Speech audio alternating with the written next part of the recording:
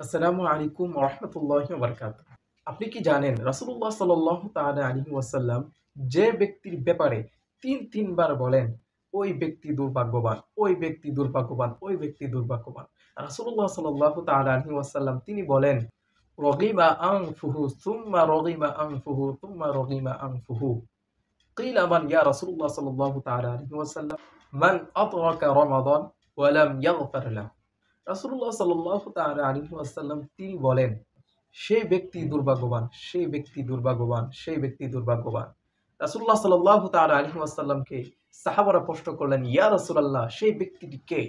রাসূলুল্লাহ সাল্লাল্লাহু তাআলা আলাইহি ওয়াসাল্লাম তিনি বলতেছেন, যে ব্যক্তি রমজান পেল কিন্তু তার গুনাহ মাফ করাইতে পারল না, সেই ব্যক্তি দুর্ভাগ্যবান।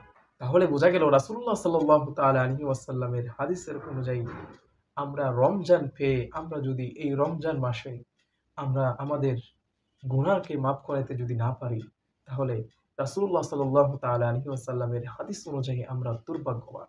তাই আসুন আমরা যেন এই রমজানকে গনিমত হিসেবে পেয়ে আমরা যেন আমাদের নিজ নিজ গুনাহ খাতাগুলি মাফ করাইতে পারি, সেই তৌফিক আল্লাহ পাক রাব্বুল আলামিন আমাদেরকে যেন দেন।